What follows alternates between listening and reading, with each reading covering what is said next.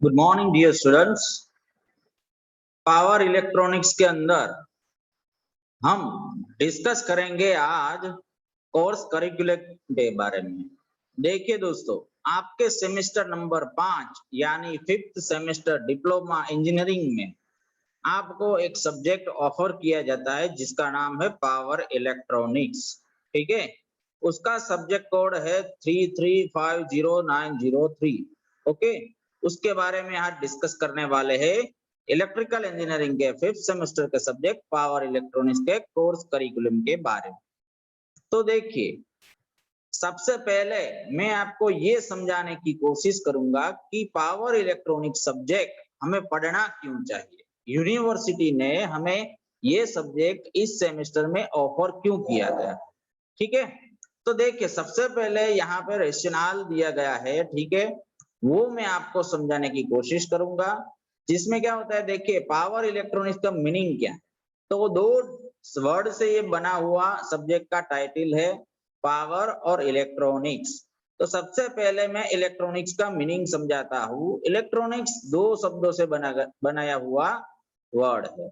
Electron mechanics, electron mechanics का मतलब ये है कि किसी भी सर्किट के अंदर जब आप एक्सटर्नल टेम्परेचर इंक्रीज करते हो या फिर कोई वोल्टेज सोर्स के द्वारा सप्लाई देते हो, तो उस सर्किट में रहे सेमीकंडक्टर डिवाइस जैसे कि पावर डायोड्स, ठीक है, जिसको आप डायोड भी बोलते हो, ठीक है, ऐसे ट्रांजिस्टर, ट्रांजिस्टर में काफी टाइप्स के डिफरेंट ट्रांजिस्टर्स जो आप ईसीसी नामक सब्जेक्ट में पढ़ चुके हो।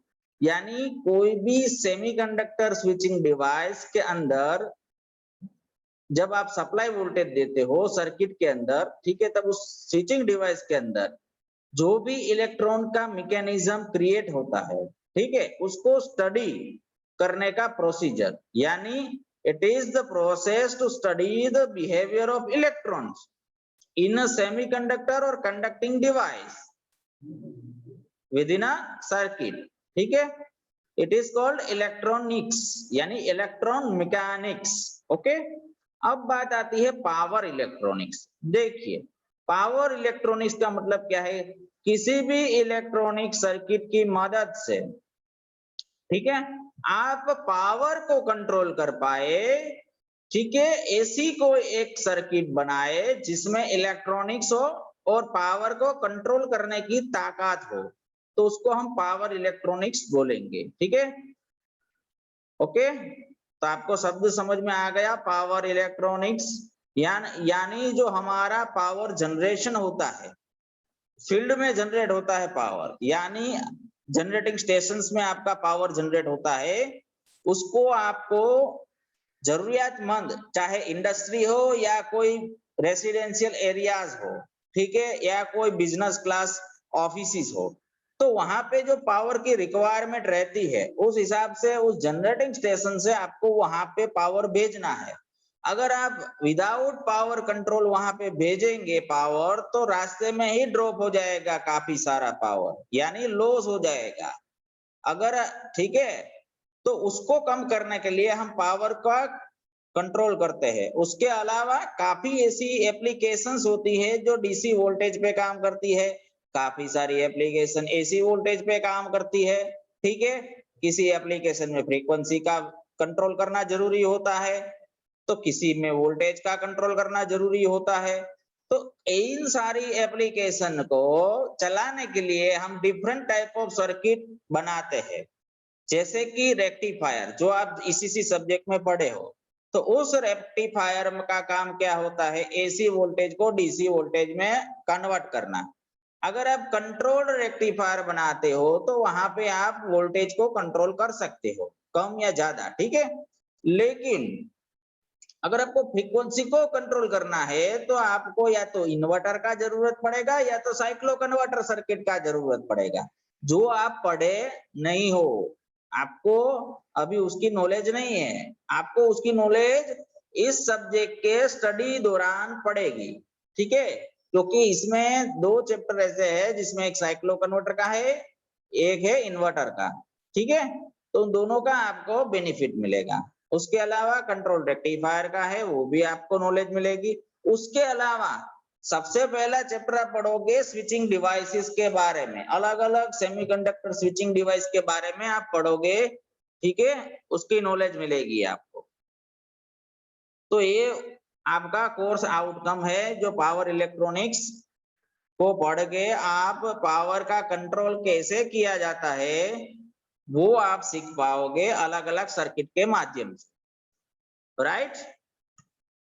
अब हम बात करते हैं कोर्स करिकुलम के अंदर जो हमें टीचिंग स्कीम है उसके बारे में। टीचिंग स्कीम जो है आवर्स में आपको दिखाई दी गई है, एलटीपी यानी लेक्चर आवर्स, ट्यूटोरियल आवर्स और प्रैक्टिकल आवर्स। तो यहाँ पे देखिए 4 घंटे का पर वीक आपको टीचिंग आवर्स है, यानी 4 लेक्चर आपको पढ़ने हैं इस सब्जेक्ट में पर वीक, ओके। और एक प्रैक्टिकल पढ़ना है पर वीक, ठीक है। क्रेडिट है 6, यानी सबसे ज्यादा क्रेडिट वाला यह सब्जेक्ट है। और जो एग्जामिनेशन पैटर्न्स में अगर देखें तो एंड सेमेस्टर एग्जाम है 70 मार्क का, प्रोग्रेसिव असेसमेंट यानी मिड सेमेस्टर जिसको बोलते हो वो है 30 मार्क्स का, इन दोनों का मिला के 100 मार्क का होता है, ठीक है। उसके अलावा प्रैक्टिकल्स में 2 चीजें हैं, end semester examination and progressive assessment. जो 20 मार्क का वाइवा रहता है, जो एक्सटर्नल रहता है, एक्सटर्नल फैकल्टी आके वाइवा कंडक्ट करते हैं, उसका 20 मार्क रहता है। इंटरनल फैकल्टी आपका 30 मार्क का इवेल्युएशन करता है। इन मिला के 100 प्लस 50 मार्क्स यानी 150 मार्क का आपका कोर्स है, ठीक है। अब हम कोर्स की डिटेल्स में जाते हैं, जो हमारा इंपॉर्टेंट पॉइंट है। सबसे पहला पॉइंट है power semiconductor devices on control rectifier के बारे में। तो यहाँ पे देखिए टॉपिक एंड सब टॉपिक दिए गए हैं।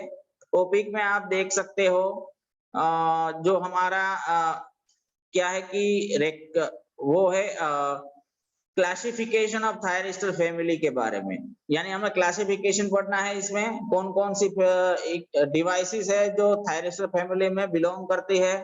उसके अलावा हमें ट्रांजिस्टर फैमिली में भी पढ़ना है, जिसमें हमें आईजीबीटी, जीटीओ, सॉरी आईजीबीटी के बारे में पढ़ना है, मॉसफेट के बारे में पढ़ना होगा, ठीक है। और डायक, ट्रायक, एमसीडी, ये सारी जो है एससीआर वो थायरिस्टर फैमिली की स्विचिंग डिवाइसेस है, ठीक है। एक्सेप्ट ओनली आईजीबीटी, आईजीबीटी जो है इनमें से वो ट्रांजिस्टर फैमिली की डिवाइस है। उसके बाद हमें रेक्टिफायर के बारे में पढ़ना है, जिसमें 3 phase, half wave, full wave rectifier हमें पढ़ने हैं, ठीक है। उसके बाद हमें ट्रांसफार्मर जो रिएक्टेंस होता है सर्किट में उसका इफेक्ट क्या रहता है वो पढ़ना है, राइट। उसके बाद हमें क्या पढ़ना है देखिए, उसके बाद हमें single phase, half wave, full wave control rectifier का जो कंट्रोल करना है वो UJT and phase shifting circuit से हम करेंगे, यानी ये कंट्रोल सर्किट है, ठीक है, जिसको हम गेट ट्रिगर सर्किट भी बोल सकते हैं। उसके बाद पल्स ट्रांसफार्मर का स्टडी, उसके बाद एसी लोड कंट्रोल कैसे किया जाता है उसके बारे में पढ़ेंगे इस चैप्टर में। जो हमारा फैन रेगुलेटर है, काफी सारे डिफरेंट 3 सर्किट है जिससे हम एसी लोड को कंट्रोल कर पाएंगे, यानी आपके घर में पंखा है उसको हम कंट्रोल कर सकते हैं, आप घर में सर्किट बना के उसको यूज कर सकते हो, वो हम पढ़ेंगे। ये यूनिट नंबर 1 की बात हो गई। दूसरा यूनिट है SCR protection and commutation circuit.